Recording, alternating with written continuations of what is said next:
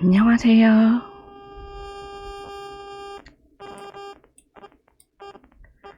마녀 아르투벨라예요. 오늘은 지난번에 이어서 신화 속 예술과 그림, 종교와 마법에 대하여를 강의하는 시간입니다. 와.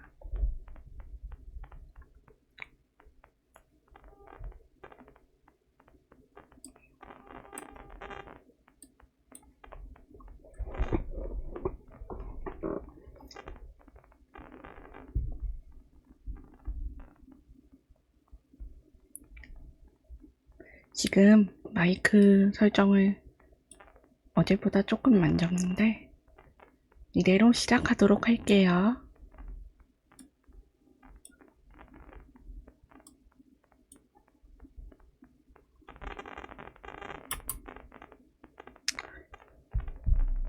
오늘은 저번에 신화를 주제로 한 그림들이 있다고 말씀드렸죠.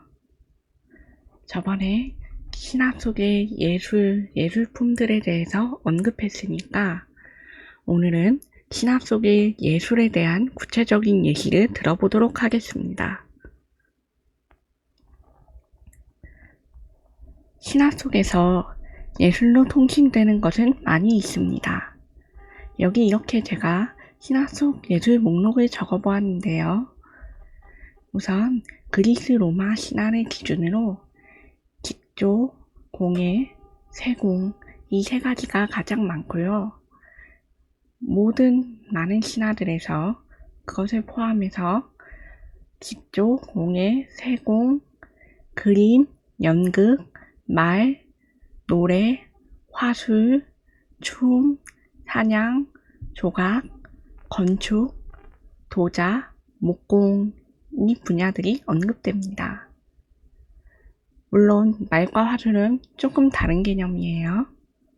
여기서 강조되는 예술들의 특징은 각각 별개로 개념이 존재할 뿐만 아니라 기술로 인정되는 것들이 있는 것인데, 이 기술로 인정되는 개념들은 인간들 사이에서 그리고 신화에서 기술되는 신들에게 아름다움과 유려함, 강인함 등의 특정 키워드와 가치를 하나씩 가지고 있는 것입니다.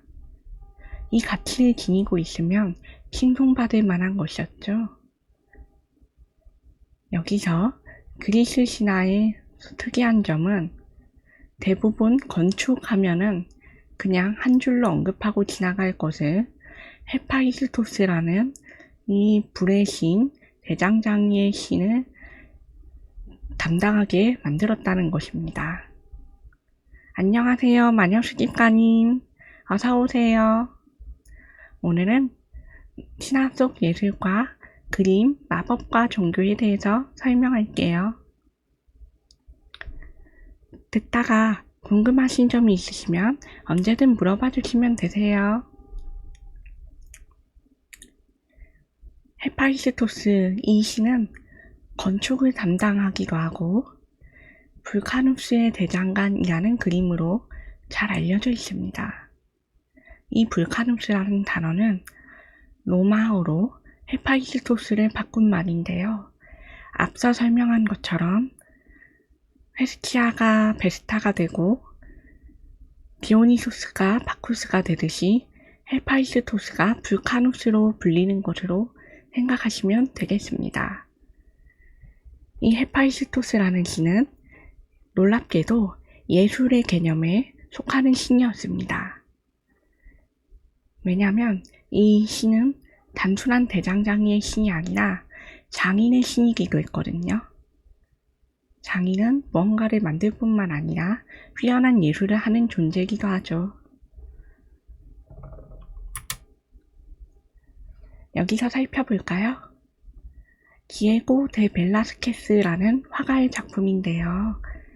이 화가의 작품인 불카누스의 대장간에 있는 아폴로라는 명화입니다.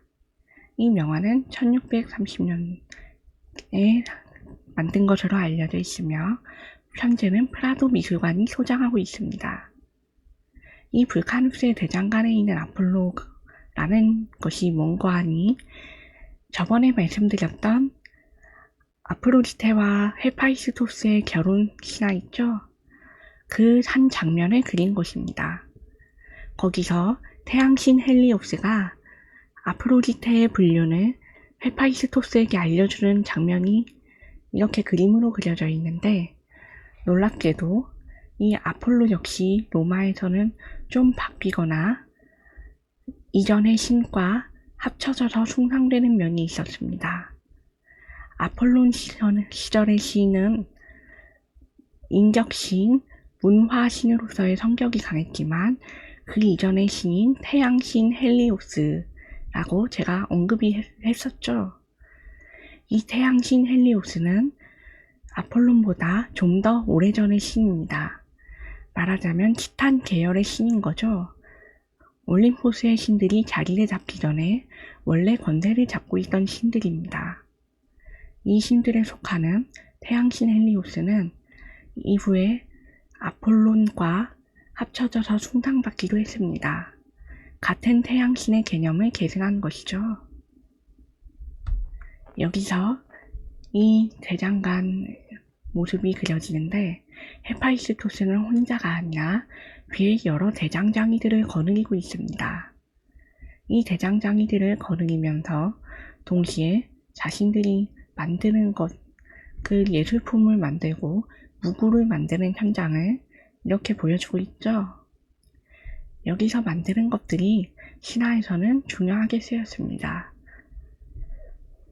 이 헤파이스토스는 아까 앞서 말했듯이 건축도 한다고 했죠.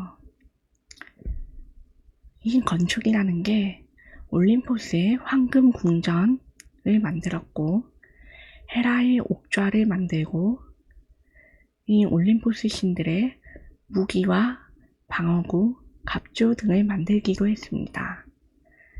이 헤파이스토스가 만든 이 대장간에서 나온 아테나의 방패, 메두사의 머리를 박아 넣은 방패가 바로 여기서 나온 것입니다. 네, 그래서 여기서 묘사되는 헤파이스토스의 대장간은 불카누스의 대장간이라고도 불리는데, 이 불카누스가 로마어라고 아까 말씀드렸죠. 이게 왜 중요한 거 하니, 이 불카누스라고 불렸던 게 영어 볼케이노라는 화산의 단어와 연관이 있기 때문입니다. 영어로는 볼케이노가 화산이죠. 이 화산의 어원이 바로 불카누스라는 설이 있습니다. 이 불카누스는 약자로 볼칸이라고 칭하는데, 이 볼칸이 영어로 볼케이노로 옮겨왔다는 설입니다. 왜냐하면 이 볼칸이 시칠리아 섬에 있는 화산, 이 화산 아래에 헤파이스토스가 대장간으로 자리 잡아서 무기를 만든다는 전등 때문이지요.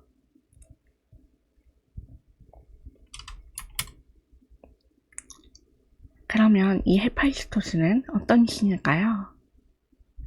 헤파이스토스는 불의 신이자 장인의 신이자 기술의 신, 속칭 대장장이들의 신으로 유명합니다.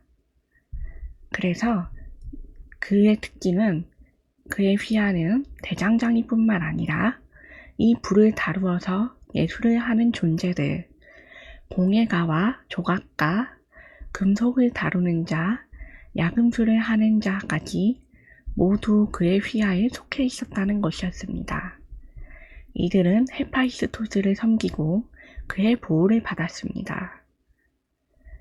말하자면 하나의 종교적 신앙이자 거대한 상업의 분야를 담당하는 신이었죠. 이 기술과 공예를 위해서는 불을 필수적으로 다루어야 했습니다. 불이란 고대에도 아주 위험하고 필수적이고 커다란 힘이었지요. 불은 여러 신화와 여러 전승 속에서 남성적인 것으로 여겨지기도 했습니다. 물이 여성적이고 바람이 여성적인 것이듯이 불은 남성적인 모습의 하나의 일면이었습니다. 그래서 이 불을 다루는 남신, 이 헤파이스토스의 분야가 하나의 예술로 취급되면서 불의 신이자 장인들의 신으로 혼합되어 칭송받은 것입니다. 이 헤파이스토스는 신화에서도 여러 가지를 만들었다고 알려져 있는데요. 앞서 말한 올림포스의 황금 궁전뿐만 아니라 헤파이스토스가 만든 목걸이, 의자, 건축, 무기, 장신구와 전쟁을 위한 도구들, 식탄과 싸움에서 만든 도구들, 그리고 반지를 포함한 보석품 또한 묘사가 되어 있습니다. 여기서 가장 잘 알려진 것 중 하나가 하르모니아의 목걸이죠. 물론 여러 전승이 있어서 헤파이스토스가 만든 게 아닌 전승도 있지만 가장 유명한 건 이 헤파이스토스가 하르모니아의 목걸이라고 불리는 이것을 만들어서 결혼식에 선물했다는 전승이 있습니다. 이 하르모니아라는 여신은 조화의 여신이지요. 이 하르모니아 여신의 이름에서 하모니라는 단어가 유래했습니다. 현재는 음악 용어로 사용되죠. 이 하르모니아의 목걸이에는 영원한 젊음과 아름다움을 지니게 해주는 기능이 있었습니다. 이것 또한 신으로서의 권능이 담긴 선물이었죠.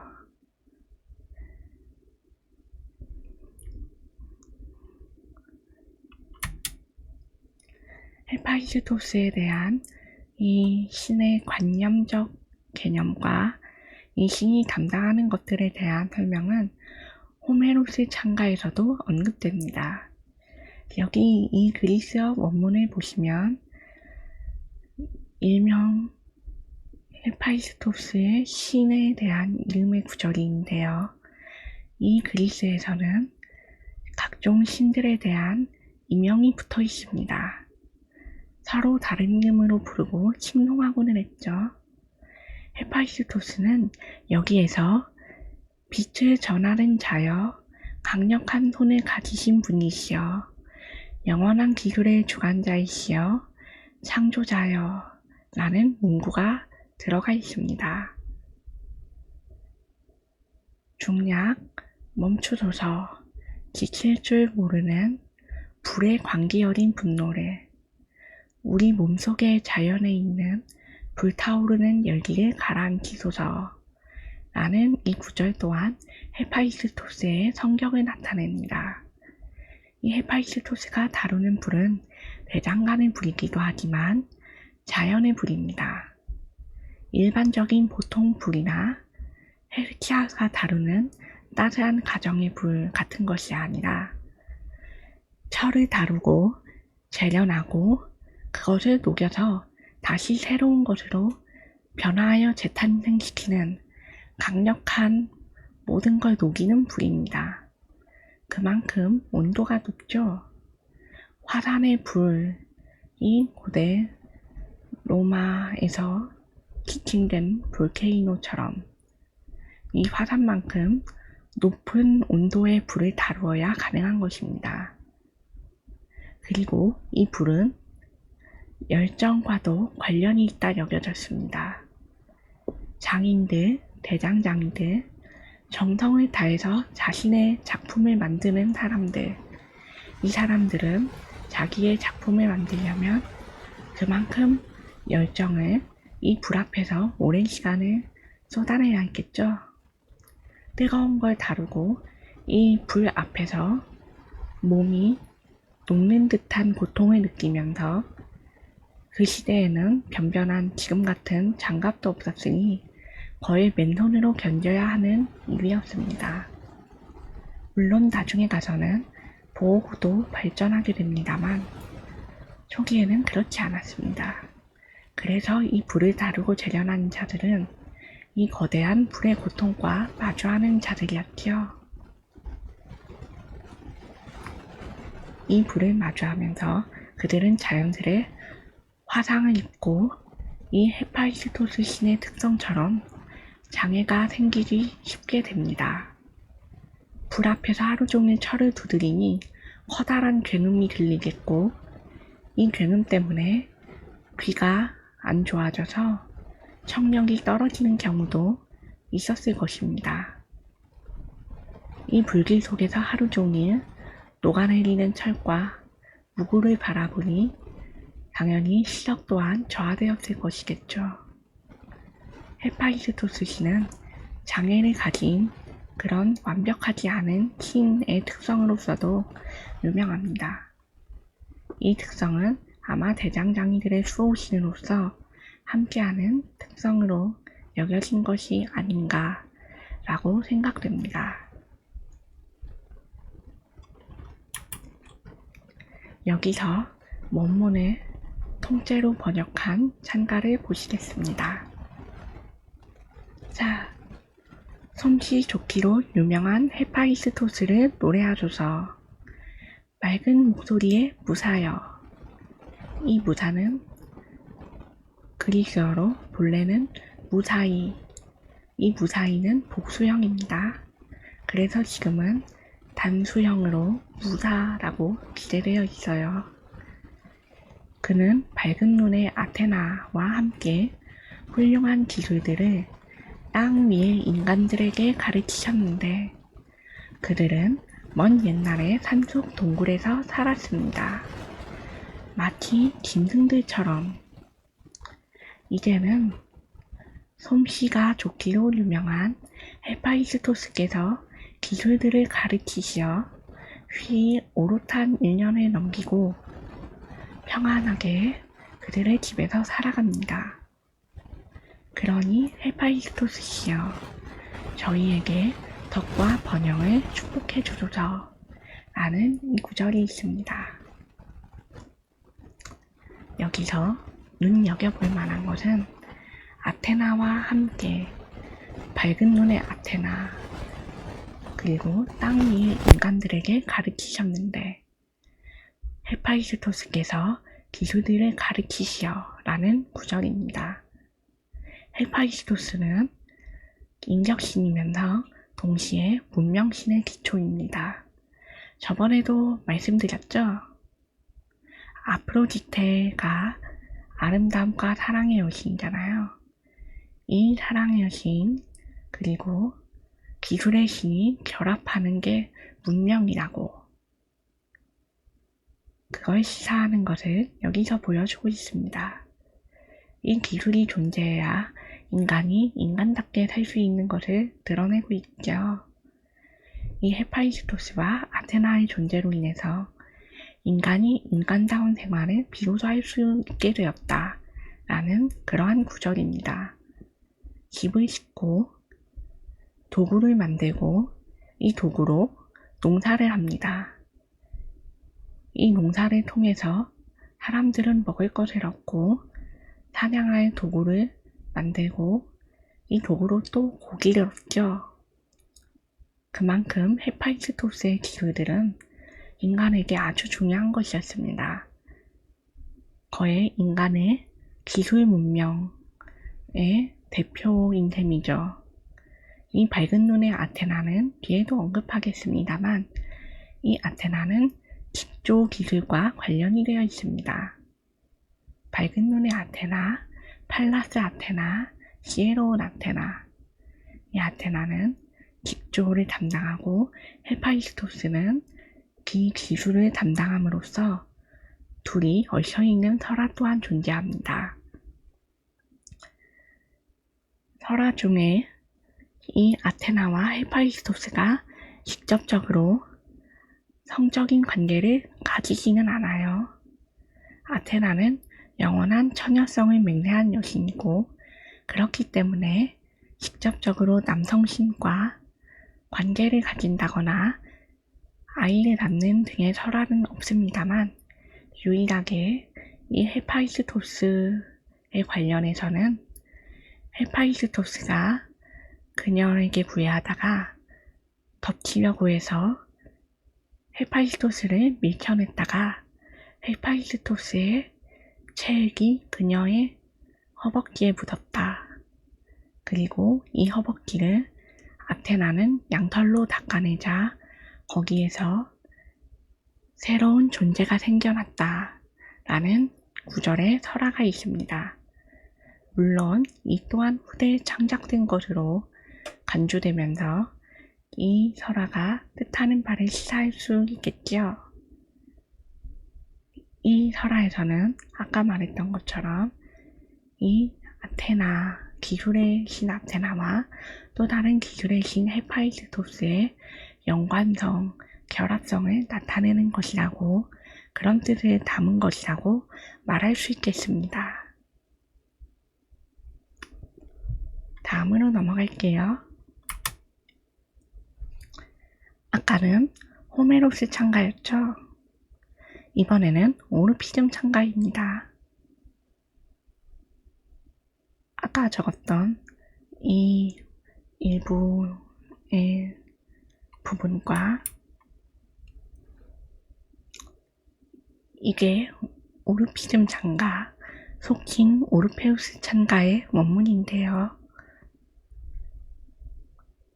헤파이스토스여 강렬한 마음을 가진 분이시며 위대한 힘과 지치지 않는 분이시여. 여기서 또 나오지요. 위대한 힘, 지치지 않는 불, 타오르고 끊임없이 계속해서 무언가를 만들어내는 불이죠. 이 타오르는 불꽃처럼 빛나는 분이시며 빛을 가져오는 신성이시여. 인간에게 빛을 가져온 기술이라고 말할 수 있겠죠.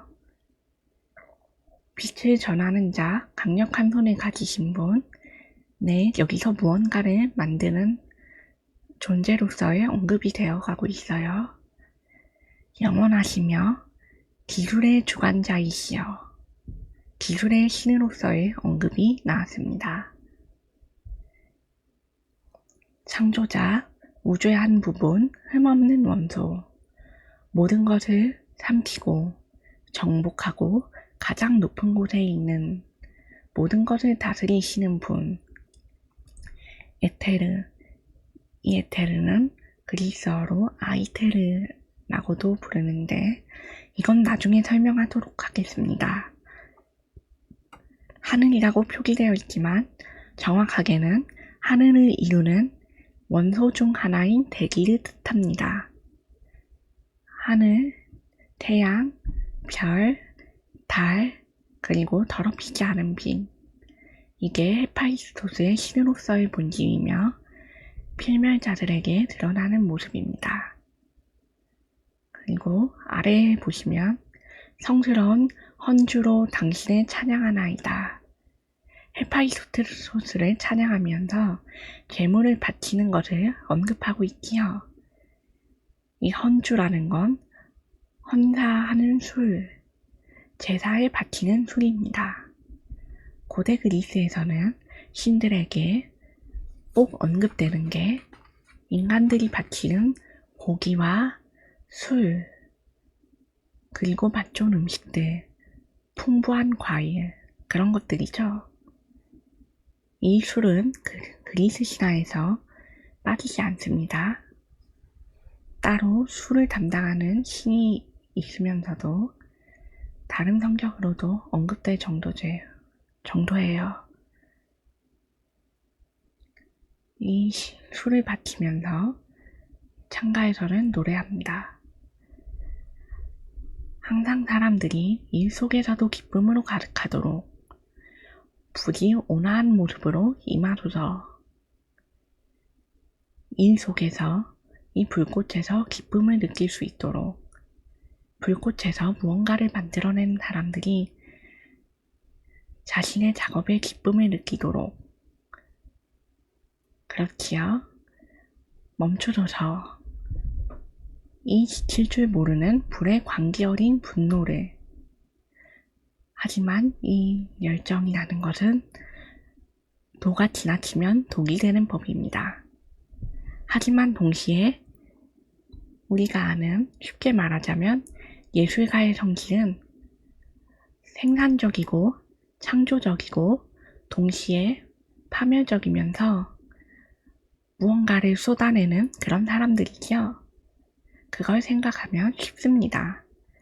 이 지칠 줄 모르는 불의 광기 어린 분노, 무언가를 만들고 쏟아내면서 작업하는 이 자들의 살아 숨쉬는 열정과 자신이 가지고 있는 감정, 타오르는 분노를 쏟아내라는 그러한 것을 여기서는 반대로 멈춰줘서라고 말합니다. 조절할 수 있도록. 그리고 이 작업과 이 창조적인 생산 활동을 통해서 우리의 몸 안에 존재하는 자연의 불꽃 같은 이 열기를 가라앉히소서라고 말합니다.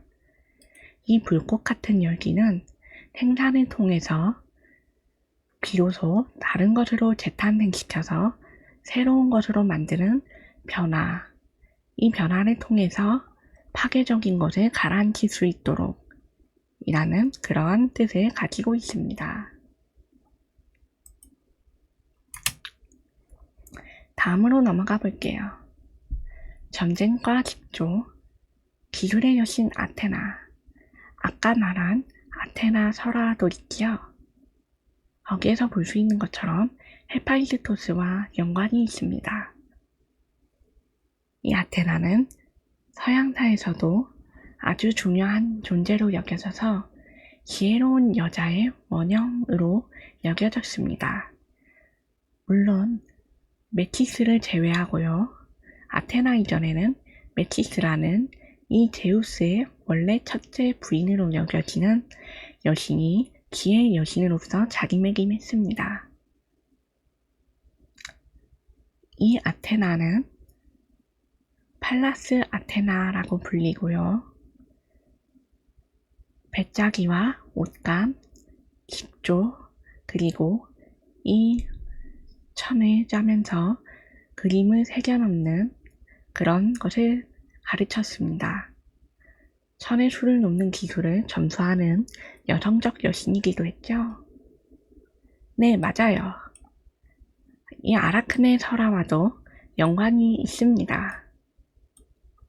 이 여신은 아예 인간들이 옷을 지어입을 수 있도록 헤파이스토스가 철과 무구를 만들어서 이걸 두드려서 재련하고 다시 기술의 문명을 재탄생시키는 역할을 했다면 이 아테나는 인간들이 실생활에서 사용하는 기술로 문명을 재탄생할 수 있도록 했습니다.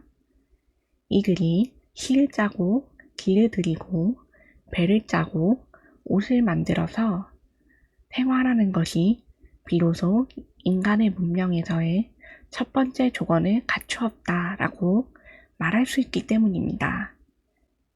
인간이 짐승과 다른 점이 옷을 입고 있다라고 말할 수 있을 정도로 가장 중요한 것으로 쳤기 때문이죠.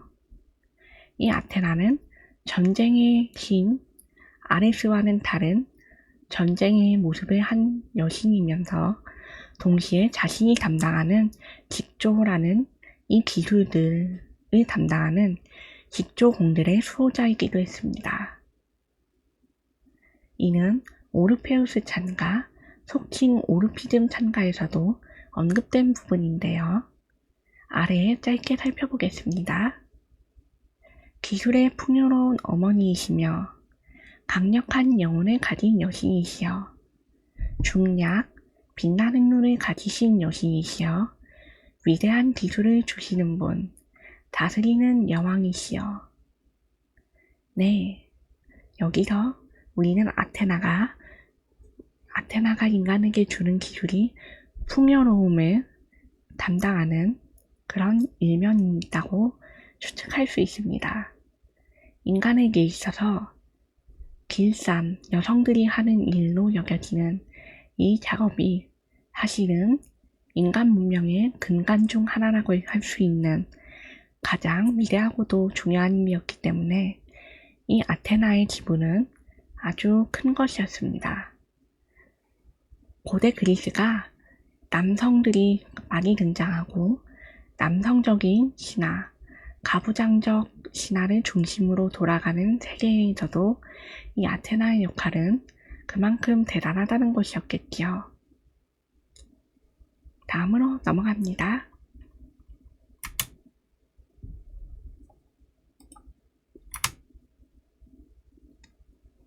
마녀 수집가님이 언급하신 아라크네 설화와도 관련이 있는 이 디에고 데 벨라스케스라는 작가가 그린 실 잡는 여인들이라는 명화를 살펴보겠습니다.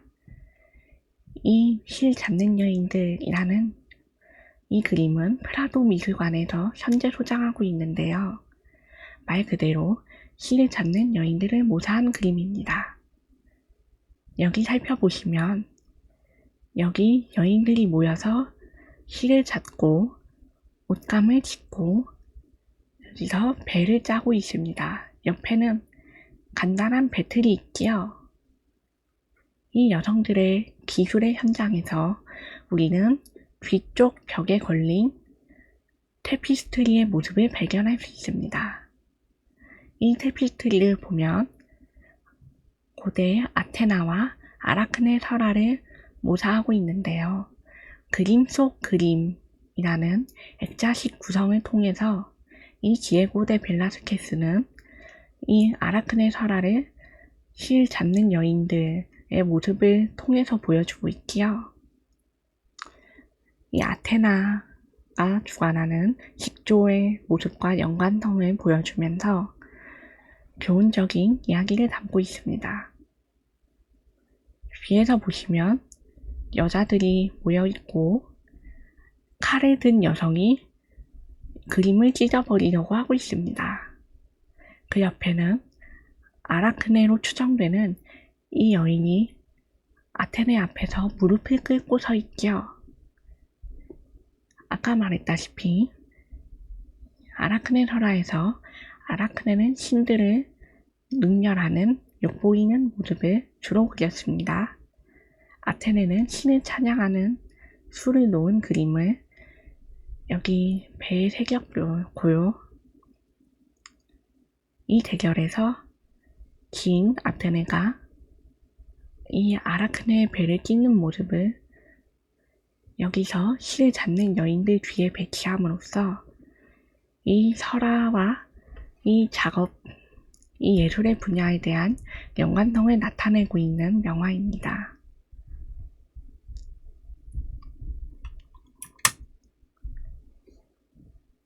아테나 오르피즘 찬가의 원문입니다. 이 오르페우스 찬가, 오르피즘 찬가는 잠깐 간단하게 설명을 들어가자면요. 고대 그리스의 종교적 관념, 문학입니다. 그리스의 음유시인 오르페우스라는 이 영웅의 관념에 기인하는데요. 이 오르페우스와 에우리디케 신화로 유명하죠. 이 오르페우스는 이 에우리디케라는 연인을 죽음 맞이하고 그 죽은 연인을 찾으러 저승까지 직접 살아있는 채로 내려간 영웅으로 유명합니다. 바로 이 오르페우스가 이 오르피즘 찬가의 어원입니다.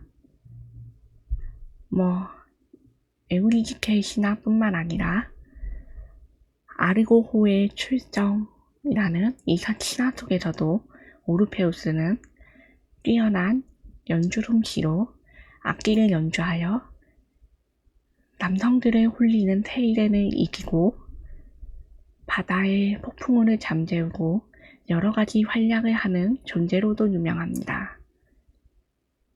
이 오르페우스의 이름을 빌려온 이 오르피즘 찬가에서 아테나 역시 언급이 되는데 호메로스 찬가와 함께 신들에 대한 언급과 그들의 관념적 구성 그리고 담당하는 분야의 영역을 설명합니다. 한국어로 번역하면 여기 팔라스여 유일하게 태어난 분이시며 위대한 제우스의 고귀한 자손이시여 신성하고 복된 여신이시며 전쟁의 소용돌이를 다스리는 강렬한 마음을 가진 분이시여 라는 언급이 있습니다. 기본적인 이 아테나의 신성입니다. 제우스의 딸이자 제우스의 머리에서 태어난 독특한 출생 방식을 가진 여신, 그리고 전쟁을 담당하는 여신. 그 중에서 아레스가 전쟁에서 날뛰는 본질적인 싸움, 그런 걸 담당하는 남신이면, 이 아테나는 전쟁의 소용돌이를 다스리는, 이 전쟁에서 약자를 보호하고 전쟁에서 현명함을 통해서 싸우고 전략을 세우는 지혜의 여신입니다. 묘사들을 넘어가고 중요하게 볼 것은 고르곤을 죽이시는 분, 나중에 나옵니다만 메두사라는 이름을 가진 뱀 머리의 여성을 죽이는 페르세우스 설화와도 연관이 있습니다. 이 아테나가 직접 죽인 것은 아닙니다. 다만 이 페르세우스라는 영웅을 통해서 이 아테나가 그를 도와 고르곤을 죽이지요. 이 고르곤이라는, 정확하게는 이 고르곤은 세 자매, 고르곤 세 자매라는 존재입니다만, 그 중에서 담수, 그러니까 한 명을 지칭하는 것이 메두사입니다. 바로 이 메두사를 죽였다, 고르곤을 죽였다 라는 내용입니다. 이 고르곤을 죽이고 페르세우스가 이것을 아테나에게 바쳤다. 조금 잔인한데, 이 고르곤이라는 존재, 뱀머리를 한 메두사의 머리를 잘라서 아테나의 방패에 장식했다라는 이야기가 있죠. 그것입니다. 아테나는 자신의 방패에 이 메두사의 머리를 박아 넣음으로써 자신의 업적을 기렸습니다. 정확하게는 페르세우스에게 홍물로 받은 것이지만 그를 도왔으니 아테나가 물리친 것이나 마찬가지겠죠. 그리고 심상을 피하게 하시는 분이라는 구절에서는 이 아테나는 아까 말했다시피 영원한 처녀로 남겠다고 영원한 처녀성을 맹세한 여신입니다. 그래서 이 아테나는 남성과의 관계나 결혼과 관련이 없습니다. 이 그녀를 칭송하고 찬양하고 따르는 것은 아르테미스 여신, 처녀신으로 유명하죠. 이 아르테미스 여신은 사냥꾼들의 신으로 유명하고 평생 처녀로 살 것을 맹세하는 님프와 여성들을 거느리는 것으로 유명합니다. 그리고 헤르키아라는 가정의 여신이며 불의 화로를 지키시는 여신, 로마어로 베스타라고 불린다고 아까 설명했죠. 이 헤르키아도 동일하게 처녀성을 지키고 그녀의 사제들도 처녀성을 지켜야 합니다. 아테나 역시 그러한 현상과 무관하지 않은 것으로 추측되고 있는 구절입니다. 아테나를 따르는 여자 전사들은 결혼을 피하고 남성을 가까이 하지 않는 그런 것이었겠죠.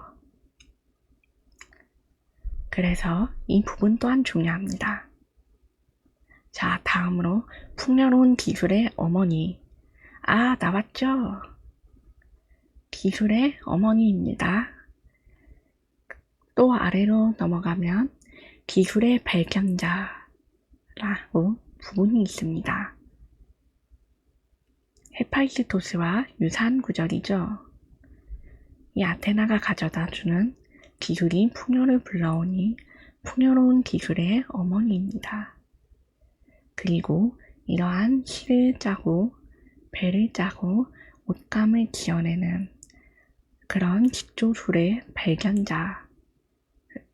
그런 발견자라는 구절입니다. 이 아테나는 풍요와 깊은 연관이 있습니다. 지속적으로 아래에도 저희에게 풍요로운 평화를 주시고 라는 언급이 있죠.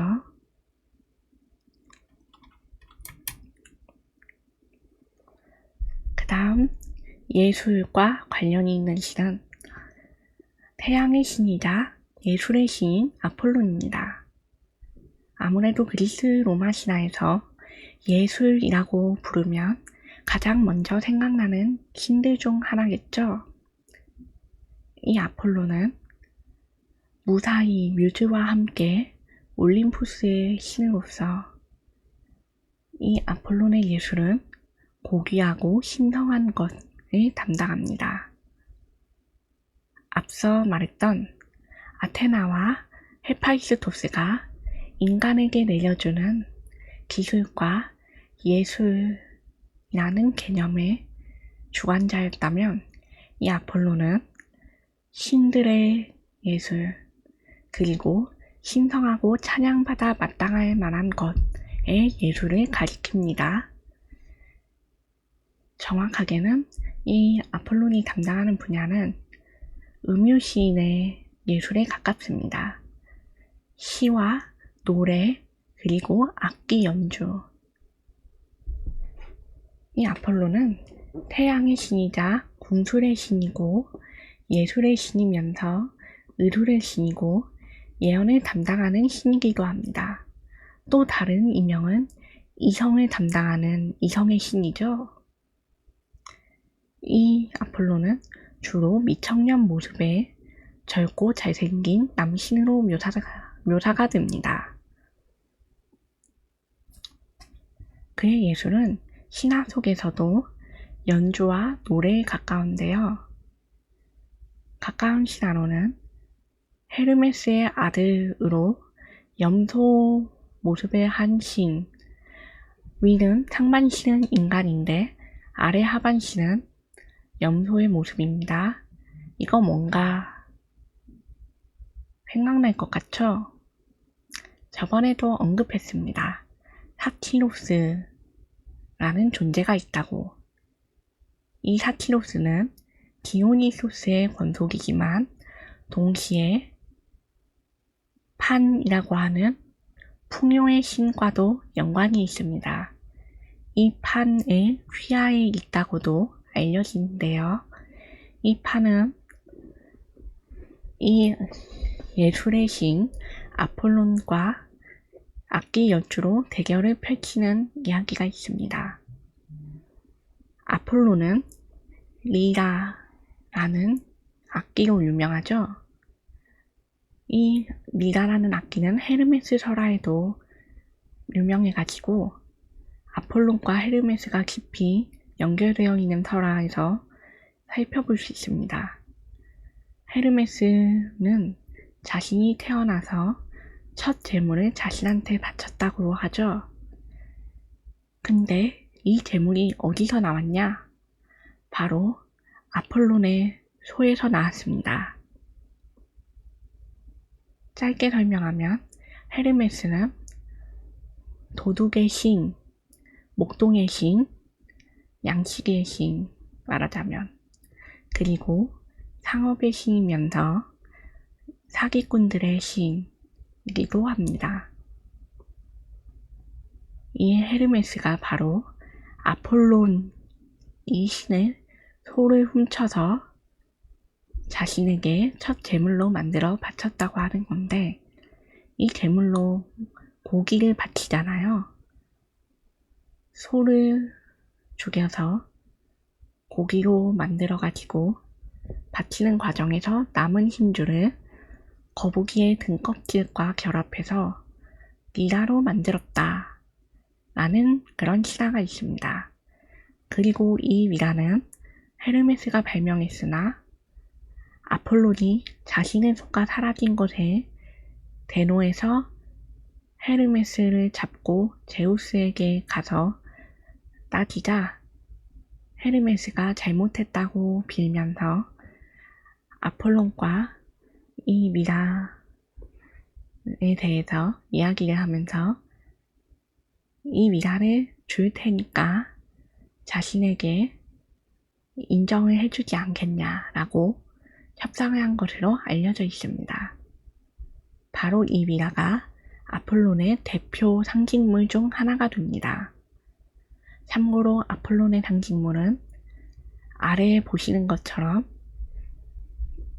다프네의 설화에 있는 월계수 코로니스라는 여자 애인에게서 낳은 아들과 그 아들에 관련된 까마귀, 이 까마귀는 아폴론의 태양빛을 받아 원래는 하였는데 새까맣게 타버렸다는 전승이 있습니다.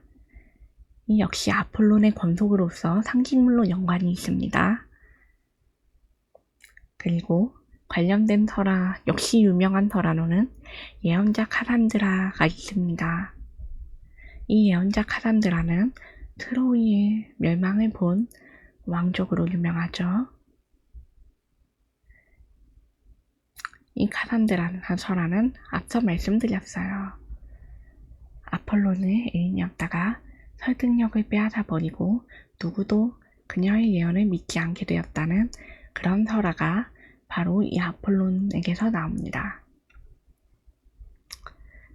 이 아폴론의 예술은 신성하고 찬미할 만한 아름다운 것, 그리고 팔라스 아테나처럼 이 아폴론 역시 그를 기리는 호칭이 있는데요. 포이보스 아폴론이라고 불립니다. 이 포이보스 아폴론은 그리스어로 밝게 빛나는 자 아폴론입니다. 자, 그럼 다음 찬가에서 한번 살펴보도록 할까요? 여기 페테르 파울 루벤스가 그린 아폴론과 피톤이 호메로스 찬가에 등장합니다. 여기 이 그림을 살펴보시면 아폴론, 아까 말씀드렸던 미남자의 모습의 한 남신입니다. 이 신이 활과 화살을 들고 있고 오른쪽에는 거대한 괴물의 모습인 피톤이라는 이 괴물이 그려져 있습니다. 이 피톤을 죽이는 것이 아폴론의 탄생 비화와 연관이 있습니다. 어머니 레토 여신 설화, 그리고 헤라에게 구박받은 이 레토 여신을 위해서 그의 위엄을 기리며 레토를 욕보였던 왕비와 그 공주들에게 벌을 내린 것으로도 유명한데 이 이야기는 기니까 이것도 나중에 하도록 할게요. 다시 이 이야기로 돌아가서 페테르 파울 루벤스, 우리가 아는 그 루벤스가 맞습니다. 유명하지요? 이 고전 화가 루벤스의 작품, 이거는 사실 우리나라에는 많이 알려져 있지 않은데 서양에서는 유명합니다. 이 루벤스가 그린 작품 내에서는 아폴론과 피톤뿐만 아니라 위쪽에 사랑의 신 에로스도 함께 그려져 있죠. 이 그리스 로마 신화에서 아폴론이 에로스에게 우쭐거리면서 너의 그 활은 마치 장난감 같구나. 활은 모름지기 무기일 건데 이 무기는 나 같은 건장하고 강력한 그런 신에게 주어져야 맞는 것이 아니겠느냐 하면서 놀린 이야기로 유명합니다. 이 이야기 속에서 에로스가 화가 나서 장난을 치는 걸로 유명하죠. 바로 이 에로스가 금화살과 낙화살을 이용해서 아폴론과 다프네 설화에 관여한 것으로 알려져 있습니다. 이 사랑의 신 에로스는 이 신이 쏘는 화살, 이 화살 중에 납화살이라는 것은 이 화살을 맞으면 처음 본 이성을 미워하게 되고 단순히 미워하는 게 아니라 너무나 증오해서 어쩔 수 없는 수준까지 가는 저주의 힘으로 유명합니다. 반면 그 화살은 이성을 잃고 본 상대를 사랑에 빠지게 만듭니다. 이것 역시 아주 유명해서 아까 말씀드린 아폴론 다프네와 월계수 설화뿐만 아니라 메데이아 설화에도 등장하는 것으로 알려져 있습니다. 물론 후대에 나오는 에로스와 프시케라는 설화에서도 한몫을 하죠. 이 에로스의 화살 때문에 아폴론이 꽤나 고생합니다. 이 아폴론이 이 에로스의 금화살을 맞고 다프네라는 요정을 사랑하게 됐는데 이 다프네가 에로스의 납화살을 맞은 바람에 아폴론을 너무 싫어해서 도망 다니다가 아폴론에게 잡혀서 차라리 아버지인 강의 신에게 빌어서 월계수로 변했다라는 구절이 있습니다. 아폴론은 이 월계수를 가지고 그녀를 기리면서 이 나뭇잎을 따 자신의 상징물로 삼아서 이 전기의 승리자에게 축복을 했다는 그런 이야기가 있죠. 물론 실제로도 월계수는 고대 그리스에서 운동 경기, 말하자면 스포츠에서 우승한 사람에게 주어지는 걸로도 유명했습니다. 이건 아폴론 호메로스 찬가의 원문 일부인데요. 아까 신들처럼 여기에다가 번역본을 적지 않은 건 다 담을 수 없어서예요. 아테나와 헬파이스토스는 그 양이 상대적으로 짧습니다. 오랜 시간이 지나서 소실되어 남지 않은 부분이 있어서도겠지만 아폴론의 찬가는 그 중에서도 특히 그 양이 방대하고 탄생부터 설화가 여러 가지 다 기록이 되어 있기 때문에 여기다가 이걸 다 담을 수가 없습니다. 그래도 조금만 살펴보자면요. 번역본입니다. 레토의 영광스러운 아들이시여. 이 귀가 중요합니다. 부드러운 리라를 연주하며 나왔죠? 그는 리라라는 상징물인 자신의 악기를 연주합니다. 바위 투성이의 섬 피티아는 아폴론과 아르테미스가 태어난 섬입니다. 여신 레토가 이 섬을 찬양했다고 하죠. 이 아폴론은 향기롭고 신성한 옷을 입고 리라를 연주한다고 합니다. 이 리라가 황금의 빛, 태양빛 아래에서 매혹적인 울림 소리를 낸다고 하죠. 그리고 이 아폴론은 제우스의 궁전으로 향해서 신들의 모임에 합류를 하는데 이 불멸의 신들이 아폴론이 등장하면서 연주하는 리라 솜씨와 그가 부르는 노래의 매료가 되었다고 합니다. 모든 무사히, 그러니까 이 무사히를 앞서 말했던 노래와 연극과 희극, 비극, 그 음악을 담당하는 신들이었죠. 이들이 아름다운 목소리로 아폴론에게 화답했다 라는 구절이 있습니다. 화살을 쏘는 아르테미스, 그의 형제와도 언급이 되고요. 전쟁의 신 아레스와 헤르메스가 언급이 되고 이 코니고스 아폴론이 리라를 연주하면서 아름답게 선율을 만든다.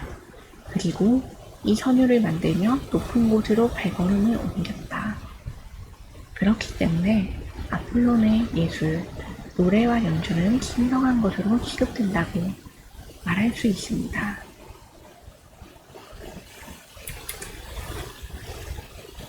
아폴론을 넘어가고 이제 술과 포도주의 신, 연극의 신이기도 한 지니스에 대해 좀 간단하게 이야기해 보겠습니다. 상대적으로 설명을 좀 줄였어요. 술과 포도주의 신, 황무경의 신, 연극의 신이면서 축제의 신이고 광기의 신, 죽음과 삶의 신이자 풍요의 신입니다. 왜인지는 아시겠죠? 이 기오니소스가 인간에게 술과 포도주를 빚는 법을 가르쳤다고 합니다.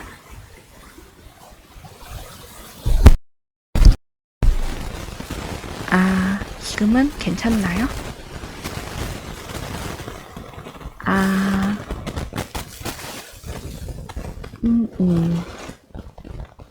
이 디오니소스가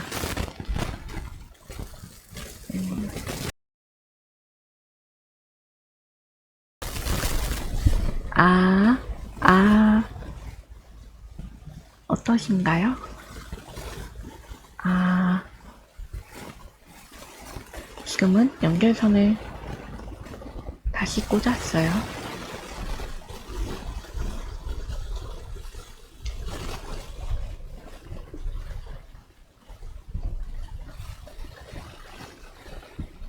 아, 네.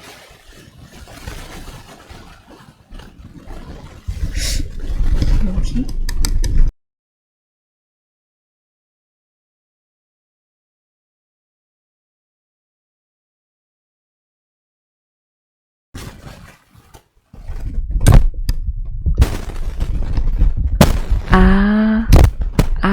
지금은 어때요? 아, 아, 아,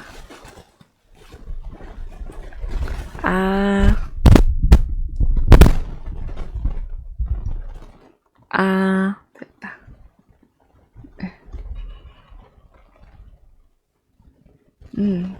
이 디오니소스는 아이고, 안녕하세요. 요리하는 북극곰님. 어서오세요. 아무래도 마이크를 바꿔야겠어요. 잘 되었는데, 중간에 계속 이러네요. 에휴. 네. 괜찮으시면 지금 다시 해보도록 할게요.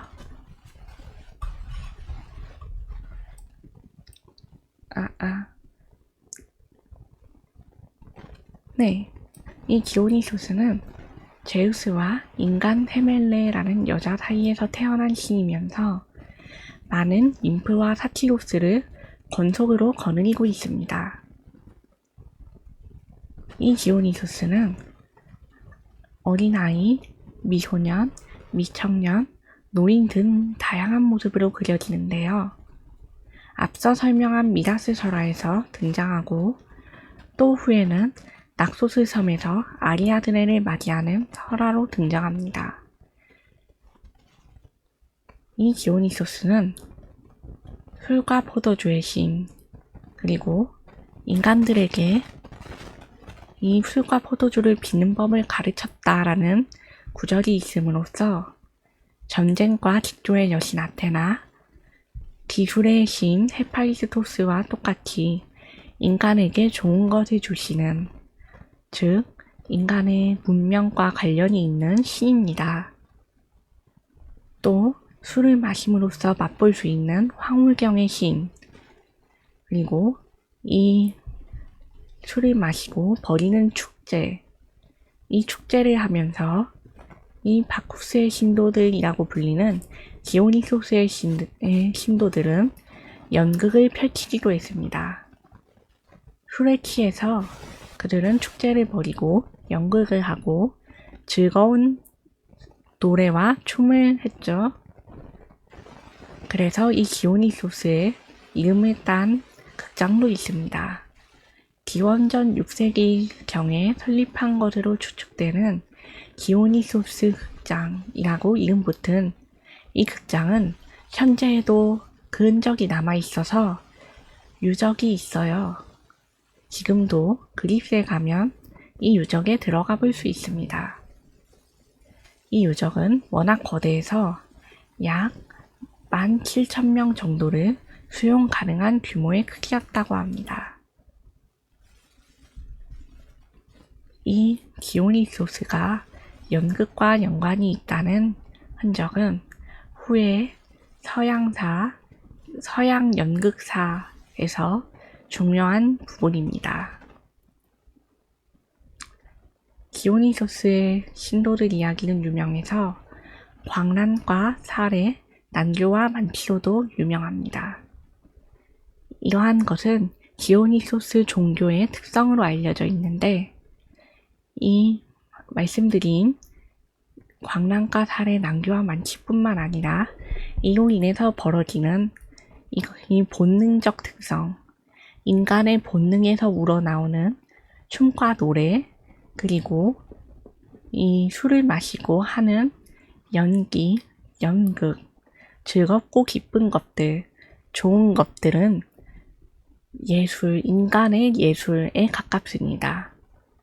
포이보스 아폴론이 하는 노래와 춤이, 그리고 무사히의 노래와 춤이 신과 관련이 되어 있고 누군가에게 바치기 위한 것이었다면 이 디오니소스 신도들이 하는 것, 디오니소스가 주관하는 노래와 춤, 연극은 오롯이 인간을 위한 본능적인 즐거움을 좇는 행위인 것입니다.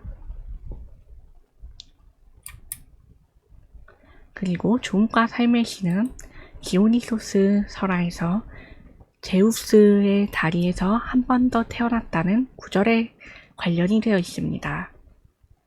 이 세멜라헤라는 여자의 배에서 한 번 태어나고 제우스의 모습을 봐버린 그녀가 죽자 급히 제우스가 그를 꺼내어서 허벅다리 안에 넣고 다리를 꿰맨 후에 다리 찾아 이 꿰맨 걸 다시 풀고 그를 꺼냈다고 하지요. 그래서 그는 인간과 신 사이에서 태어났음에도 신의 몸에서 다시 태어난 존재가 됩니다. 한 번 죽고 태어난 것이나 다름이 없고 또 반신으로 후대에 인정되는 것들 중에서 다시 신의 몸으로 태어났으므로 신으로 인정을 받습니다. 여기도 유명한 명화가 있죠. 키키아노 베첼리오라는 화가의 바쿠스와 아리아드네라는 그림입니다. 낙소스 섬에 버려진 아리아드네라는 여자를 아내로 맞이하러 오는 디오니소스의 모습을 그린 건데요.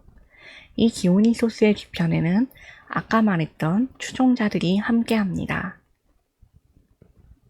술을 마시고 광란에 빠진 여성, 술잔을 높이 쳐든 여성과 거울을 든 여성들, 그리고 오른쪽에는 맨 앞으로 달려나가는 사티로스. 이 사티로스는 아래가 염소의 모습을 하진 않았지만 위에 염소의 뿔이 있습니다. 이 사티로스와 뒤에 따르는 남자 추종자들은 디오니소스의 상징인 이 포도 넝쿨을 관으로 엮어서 머리에 쓰고 있습니다. 하반신을 가리기도 했죠. 그리고 손으로는 짐승의 뒷다리로 추정되는 그런 고기를 들고 있습니다. 술과 먹을 것, 향락과 기쁨, 그리고 이들이 아리아드네를 맞이하러 옵니다. 아리아드네는 그림에선 정작 무서워하는 것 같지만요. 여기 이 디오니소스는 인간 아리아드네를 맞이하기 위해서 영웅 테세우스에게 본래 연인이었던 아리아드네를 이 낙소스 섬에 내려놓고 가거라 라는 신탁을 내렸다고도 합니다. 그래서 아리아드네는 이 신탁으로 인해서 낙소스 섬에 혼자 떨어져 버림받게 되고 디오니소스가 이 아리아드네를 자신의 아내로 맞이한다는 설화가 있습니다. 물론 판본에 따라서 달라서 이 디오니소스가 버리라고 명령한 것이 아닌 테세우스가 자발적으로 이 섬에 버리고 가는, 그래서 디오니소스가 이를 불쌍히 여겨서 아내로 맞이하러 오는 그런 판본도 있습니다.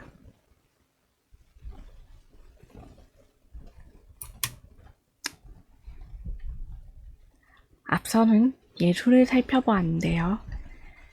시간이 거의 다 됐는데 짧게 그리스 신화 속의 종교와 마법적 특성을 언급하도록 하겠습니다. 아까 말했던 불카누스의 대장간, 헤파이소스의 대장간처럼 헤스키아의 화로, 헬리오스가 모는 태양마차의 불꽃처럼, 그리고 프로메테우스가 인간에게 가져다 본 불처럼, 불이라는 것은 이 그리스 신화에서 중요한 작용을 합니다. 인간 문명의 기초이자 신들에게도 중요한 것이면서 없어서는 안 될 것으로 생각이 되었죠. 이 지속적으로 언급되는 불은 신과 인간 사이의 연결을 상징하고 실제 제사에서도 중요한 역할을 했습니다. 그리스 로마 신화의 특성상 신들에게 제사를 지내는 모습이 계속해서 언급이 됩니다만 이 제사는 대부분 번제의 형식을 띠고 있는 것이 특징입니다. 이 번제란 제물을 바치면서 신들에게 공양을 하는 건데요. 우선 불을 피워서 질 좋은 고기와 음식 그리고 술을 바치는 형태로 바칠 것을 불에 집어넣어서 태웁니다. 신들에게 가장 좋은 것을 바친다라는 그런 관습이죠. 이 보편적으로 언급되는 프로메테우스의 제물이라는 이야기에서도 그 일면이 엿보이는데 이 프로메테우스라는 신은 본래 티탄 신입니다. 헤파이스토스가 장인 신으로 유명하지만 이 헤파이스토스는 올림포스의 신이기 때문에 그 이전 세대의 티탄, 군림했던 신족인 이 프로메테우스는 본래 티탄의 장인을 담당하는 신이었습니다. 장인이고 뭔가를 만들고 지혜롭고, 그런데 이 프로메테우스는 올림푸스 신들 세대에서 제우스에게 벌을 받게 됩니다. 바로 이 프로메테우스의 불이라는 설화 때문이지요. 이 프로메테우스가 제우스의 번개 혹은 헬리오스가 모는 태양마차의 불꽃에서 불을 훔쳐다가 인간들에게 주었다는 전승이 있습니다. 이 불을 줌으로써 인간은 불을 얻고 따뜻함과 안정과 풍요와 문명을 비로소 얻을 수 있었다고 그런 이야기가 전해지죠. 당연히 이 불을 제우스의 결정 없이 멋대로 주었기 때문에 제우스는 이 프로메테우스를 벌을 주기 위해서 쇠사슬로 묶고 절벽에 쪼아서 자신의 상징물인 제우스의 상징물이자 권속 독수리가 그의 간을 쪼아먹게 합니다. 이 간이 계속 재생되면서 프로메테우스는 죽지도 못하고 계속 고통받습니다. 그런 이야기인데요. 여기서 프로메테우스가 불을 가져다 주었을 뿐만 아니라 이 인간이 신에게 불을 통해서 제사를 지낼 때 인간에게 이득이 되는 법을 가르쳐 줍니다. 본래는 신에게 가장 좋은 것을 주어야 마땅하나 이 프로메테우스는 꾀를 내서 이 고기의 좋은 것을 인간이 차지할 수 있도록 하고 나쁜 것을 신에게 줄 수 있도록 했습니다. 가장 좋은 쇠고기는 비계와 기름으로 덮어 씌워서 제우스에게 보여준 뒤에 어느 것을 받으시겠습니까? 합니다. 그럼 비계와 기름으로 뒤덮인 쇠고기와 순수하게 뼈와 살로 이루어진 조그만 쇠고기 중에서 어느 게 더 좋아 보였을까요? 제우스는 순수한 쇠고기를 선택합니다. 그래서 가장 풍요로운 지방 그리고 횃불에 쓸 수 있는 기름, 그런 것들이 인간의 차지가 됩니다. 나중에 제우스가 자신이 이걸로 속은 것을 알고 프로메테우스를 쇠사슬로 매달 때 더 괘씸해한 게 작용했다고 하죠. 여기서 제사 방식이 언급이 되고요. 아까 말한 헤르메스의 탄생, 아폴론의 소를 훔쳐서 자신에게 바쳤다라는 이야기에서 이 소를 잡아다가 제물로 바친 방식이 언급이 됩니다. 소의 내장과 힘줄을 빼고 고기만을 바친 거죠. 마녀 메데이아 설화에서도 메데이아는 키르케에게 도움을 요청해서 신들의 분노를 가라앉히는 제사를 지냈습니다. 역시 이하손 설화에서 언급이 됩니다. 이 키르케가 메데이아를 대신해서 신들에게 제사를 지내줍니다. 그리고 산제물로 바쳐지는 아가멤논의 딸, 이것도 나중에 얘기할 건데요. 간단하게 얘기하면 이 산제물로 바쳐지는 아가멤논의 딸은 앞서 말한 고기처럼 죽여서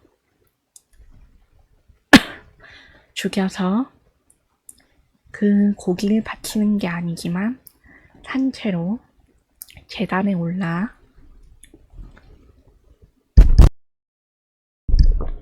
그 제단에서 칼을 찌르기로 한 그런 제물을 바치는 방식이 언급이 되어 있습니다. 여기서 그리스 신화의 종교와 신들을 모시는 법, 그리고 제사를 지내는 법, 그로 하는 마법이 언급이 되어 있습니다.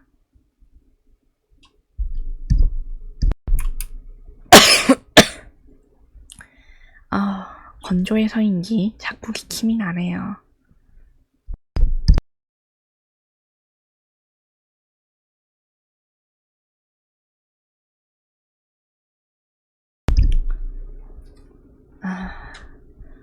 종교 속 신화와 마법에 대한 지식으로 넘어가 볼게요. 각 종교와 문화권은 마법을 대표하는 관념의 신과 여신이 존재합니다. 물론 너무 많아서 오늘은 간단하게 하고 갈게요. 대표적으로 마법의 여신 헤카테, 아까 말했던 키르케도 마법의 여신입니다. 메데이아도 마녀로 나오죠. 마법의 여신 키르케도 마녀고요. 헤르메스는 저승과 이승을 오가면서 마법을 부리는 것으로 유명합니다. 이 신들과 여신들은 그리스 로마 신화에 등장하는 가장 첫 번째 마법의 원형입니다. 그 다음으로는 망자의 안내와 안전함을 위한 마법이라고 기술이 되어 있는 이 구절이 있는 그걸 가르쳐주는 사자에서, 이집트의 사자에서가 있습니다. 이건 신화라기보다는 종교적 의식에 가까운데 신화에 등장하는 신들이 언급이 되어 있으니 동일한 것으로 간주합니다. 그 다음으로는 북유럽 신화의 오딘, 오딘도 유명하죠? 오딘은 마법과 주술, 지식과 지혜, 폭풍과 전쟁 등을 주관합니다. 이 오딘이 마법을 얻고서야 비로소 세상을 다스릴 수 있었다라는 말이 있습니다. 마법은 그만큼 세상의 이치를 아는데 중요한 것으로 여겨졌죠. 이 마법을 통해서 오딘은 세상을 널리 두루 내다보고 그의 권속 두 마리의 까마귀를 통해서 세상의 일들을 보고 듣습니다. 이집트 신화의 이시스는 부활과 재생, 마법을 주관하는 여신입니다.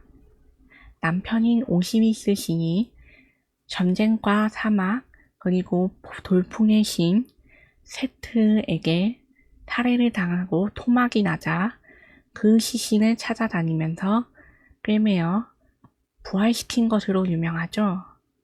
이 시신 조각들을 모아서 꿰매고 재생시킨 후에 부활하는 게 바로 이 이시스의 마법 덕분입니다. 일설에 의하면 이 시체의 일부를 찾지 못해서 이 시체의 일부는 나일강 유역에 물고기가 먹어치웠다라는 설화도 있습니다만 정설은 아닙니다. 마지막으로 켈트 신화의 마나난입니다. 이 마나난은 아일랜드 지역, 영국의 아일랜드 땅의 바다신으로 유명하고요. 마비노기라는 게임에도 나오지요. 이 마나난은 변신에 능통해서 많은 자식을 둔 것으로 유명합니다. 그리스 신화의 제우스가 그랬듯이 여자들과 관계를 맺습니다. 그래서 많은 자식을 보았는데 대표적인 게 마나난의 9명의 자식들입니다. 이건 또 나중에 설명하겠습니다. 그리고 바다의 신이니만큼 안개를 주관하는 것으로도 유명해서 이 신이 안개를 마법으로 부리면 누구도 이 신이 기거하는 섬에 접근할 수 없었다고 합니다. 그로 인해서 그는 이 안개를 통해 자신의 땅과 자신의 영역, 거기에 거주하는 사람들을 보호했다고 하지요. 이렇듯 종교와 신화에서 마법은 많은 곳에서 언급이 되고 있습니다. 이 마법이 신들의 권능일 뿐만 아니라 인간에게도 유용한 도구로 쓰이지요. 마지막 언급인데 종교와 신화, 마법, 북유럽에서는 드워프 전설로 유명한 난쟁이라는 모습이 있습니다. 하나의 종족으로 간주되는 이 난쟁이는 대장간과 대장장이를 형상화한 것으로 알려져 있습니다. 이 난쟁이는 북유럽 신화의 오딘이 거인 이미르를 물리치고 그 신화 속에 시체에서 태어난 난쟁이라는 종족이 원형입니다. 이 난쟁이들은 몹시 보기에 추하고 못생겼지만 손재주만큼은 좋아서 많은 것들을 만들 수 있었다라고 알려져 있는데요. 바로 이 난쟁이의 원형을 통해서 서양의 많은 영화와 소설, 문학과 예술 작품들이 영감을 받고 재탄생한 작품을 만들었습니다. 대표적으로 니벨룽겐의 반지라는 작품과 영화로는 반지의 제왕이 유명하죠. 이 반지의 제왕에서도 난쟁이라는 종족이 등장합니다. 이 난쟁이는 몹시 뛰어난 예술가, 기술자, 대장장이, 헤파이스토스와도 겹치는 부분이 있죠. 그런 것으로 유명하지만 반지의 제왕에서는 이 난쟁이뿐만 아니라 엘프들도 자신의 기술로 뭔가를 다룹니다. 그리고 이러한 형상화를 통해서 난쟁이의 원형은 후대에 땅의 정령 노음의 모습으로도 묘사가 됩니다. 지하와 화산, 그리고 땅의 영역에 관련된 것들, 깊은 곳에서 작업을 하는 것들, 그런 장소와 연관이 있기 때문에 대장간과 대장장이의 모습으로 이들이 가장 폭넓게 그려집니다. 북유럽 설화에서는 이들이 만든 작품으로 헤파이스토스가 하르모니아의 목걸이로 알려져 있다면 이들은 프레이아의 목걸이를 만들었다고 알려져 있습니다. 이 프레이아의 목걸이는 하르모니아의 목걸이와 비슷한 능력이 있어서 착용자의 아름다움과 신성함을 배로 증가시켜주고 이 증가 능력으로 인해서 많은 사건이 발생하는 것이 공통점입니다. 아프로디테의 캐스토스 히마스라는 허리띠가 있는데 이와도 유사합니다. 이 캐스토스 히마스는 다른 누가 만든 것이라는 이야기가 없지만 하르모니아의 목걸이와 유사한 능력이 있고 이 캐스토스 히마스를 착용함으로써 남성을 유혹할 수 있었다라고 알려져 있습니다. 이 캐스토스 히마스는 헤라조차 빌려갈 정도로 강력했다고 하지요. 바로 이 프레이야의 목걸이가 그와 비슷합니다. 아름다움과 심성 그리고 사랑의 여신으로서의 능력을 증가시켜줘서 남자가 사랑에 빠지게 하기 충분하게 만드는 그런 물건이었죠. 그래서 후대에 지어졌다고 생각되는 설화에는 바로 이 프레이야라는 여신이 이 목걸이를 얻기 위해서 대장장이들이 요구하는 잠자리를 했다라고도 알려져 있습니다. 그러나 이는 후대에 기독교가 들어오고 이 기독교가 교세를 얻으면서 격화되는 과정에서 얻어진 그런 후대의 설화라고도 추측이 되는 정설은 아닙니다.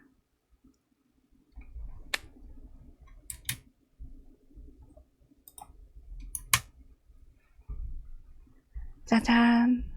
오늘의 강의가 이렇게 끝났어요.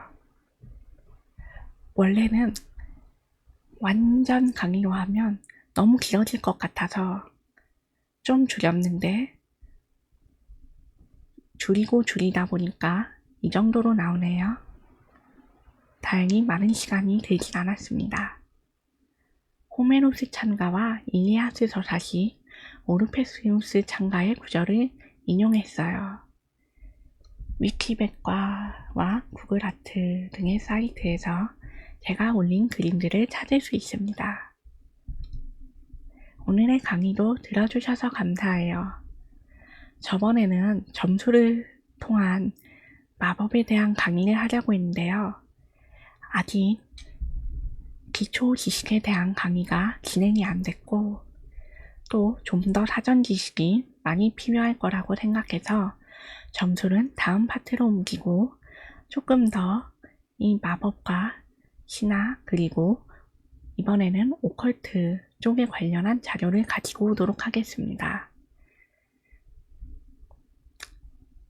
사실 서양 문명사에도 거대한 관련이 있어서 이 서양 문명사를 중점으로도 살펴볼 예정이라서 이번 주에 올라갈 강의는 저번에 올리지 못한 강의를 포함해서 2개가 될 거예요.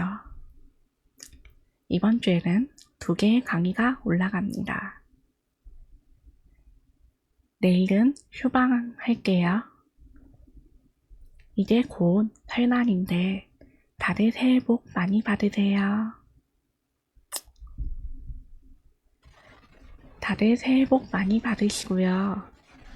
이제 새로운 해의 본격적인 시작과 한 해의 맞이 계획의 시작을 위해서 저는 내일은 쉽니다. 다음 주 스케줄표를 제가 따로 올려드릴게요.